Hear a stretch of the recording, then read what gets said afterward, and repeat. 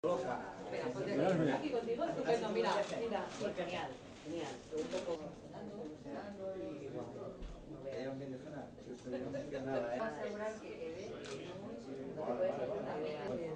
Para estar tranquilos, estuvimos comiendo, No, es para...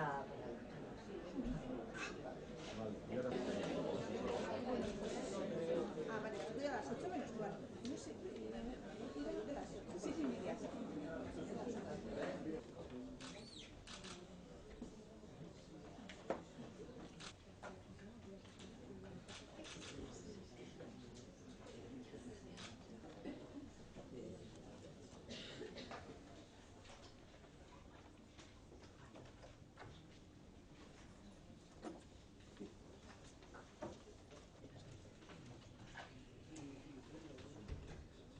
Berea da kongresu honen zuzendaritza eta jakin badakigu zenbat kosta zaion hau gurekin batera antolatzea. Decía que bienvenidos a este primer congreso sobre empleo doméstico y que quería agradecer sinceramente el trabajo de Concha Sanz en la dirección del mismo. Sé que no han sido fáciles sus gestiones y, pese a todo, aquí estamos. Estamos aquí convencidos de que las personas que trabajan en el servicio doméstico, la inmensa mayoría mujeres, requieren de nuestra acción en la búsqueda de derechos, condiciones laborales y protección social necesaria para que dispongan de una vida laboral digna que les posibilite desarrollar proyectos de vida integrales. Creo de verdad que el programa que ofrecemos en este primer congreso es un programa completo. Desde las distintas ponencias van a tratarse los aspectos fundamentales que rodean la actividad laboral de las trabajadoras del servicio doméstico. 2 días intensos que van a dejarnos como conclusiones las acciones que debemos desarrollar en el medio y largo plazo para la dignificación del trabajo doméstico. En las reflexiones finales del libro Génesis y evolución del servicio doméstico, su autora Concha Sanz indicaba que para conocer la progresiva configuración del estatus jurídico del servicio doméstico es condición necesaria realizar un recorrido por su evolución histórica. Un recorrido, añadía, que incida especialmente sobre el origen y sus características, ya que pese a ser una de las principales formas de empleo femenino, este sector representa en España una de las actividades más relegadas tanto en términos de las condiciones de trabajo como de su marco regulatorio. Durante esta legislatura, el Departamento de Trabajo y Justicia ha contribuido a mejorar, a visibilizar el trabajo doméstico desde varias perspectivas. En respuesta a una proposición no de ley del Parlamento vasco, se elaboró un diagnóstico de situación de las personas trabajadoras del hogar en Euskadi y de las necesidades a las que dan cobertura. Un trabajo realizado por el Grupo de Investigación CiberCity del Departamento de Sociología y Trabajo Social de la Facultad de Ciencias Sociales y de la Comunicación de la Universidad del País Vasco.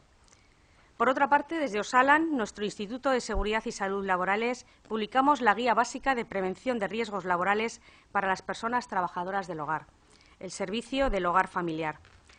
Durante esta semana hablaréis y trataréis de estos 2 temas. Somos conscientes de las tremendas dificultades para la regulación del sector doméstico, tal como somos conscientes de que estamos obligados a dar respuesta a su situación.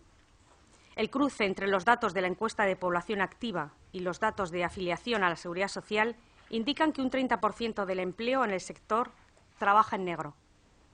En Euskadi, según la encuesta de presupuestos familiares de 2017, era y sigue siendo una de las comunidades autónomas en la que el gasto de los hogares en servicio doméstico y otros servicios para el hogar era y es mayor junto a Navarra, Madrid y Murcia. Redondeando cifras y observando el empleo doméstico desde la perspectiva de los hogares, según las cuentas económicas del Instituto Vasco de Estadística, en 2015, último dato disponible, eran unas 76.000 los hogares vascos que contaban con servicio doméstico, 43.000 en Vizcaya, 22.000 en Guipúzcoa y 11.000 en Álava.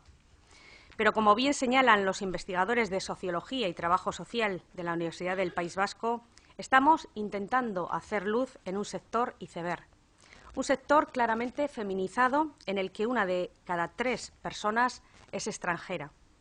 El servicio doméstico es el principal nicho laboral del conjunto de la población inmigrante en Euskadi. América Latina es la fuente principal de origen de las mujeres inmigrantes que trabajan en el sector. Apostamos por una igualdad de las trabajadoras del servicio doméstico con el resto de las trabajadoras y trabajadoras de cualquier de los sectores. No podemos aceptar las excepciones que se realizan desde las distintas normas del derecho del trabajo para con las personas trabajadoras. Así, las ayudas a la conciliación de la vida familiar y laboral y los derechos de prevención de riesgos laborales, entre otros, no pueden seguir siendo excepciones para las trabajadoras del hogar. Sé de los esfuerzos de la Organización Internacional del Trabajo para con el sector. Hay millones de trabajadoras en el mundo que prestan su trabajo en hogares. Por eso entendemos la positividad del convenio OIT del 2011 por el trabajo decente para las trabajadoras y trabajadores del hogar. Acabo. Sé de vuestro compromiso y vuestro tesón para que este congreso sea un congreso útil. Útil para ese conjunto, mayoritariamente mujer, que trabaja silenciosamente en miles y miles de hogares. Gracias por vuestro esfuerzo. Eskerrik asko.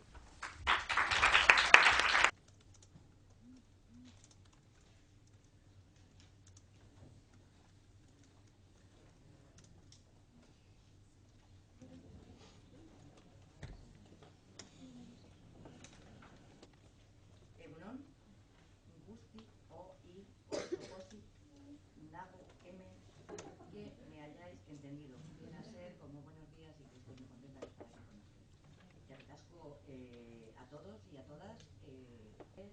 Esta comunicación viene con una serie de conclusiones de lo más relevante. Todos mis compañeros y compañeras han analizado muy bien la situación actual y nos van a ofrecer de donde debemos partir cuando termine este congreso. Bueno, esta discriminación en este sector y bueno, pues sobre todo hablar de las personas que como voy progresando adecuadamente, ese piquito cada vez es menor, pero todavía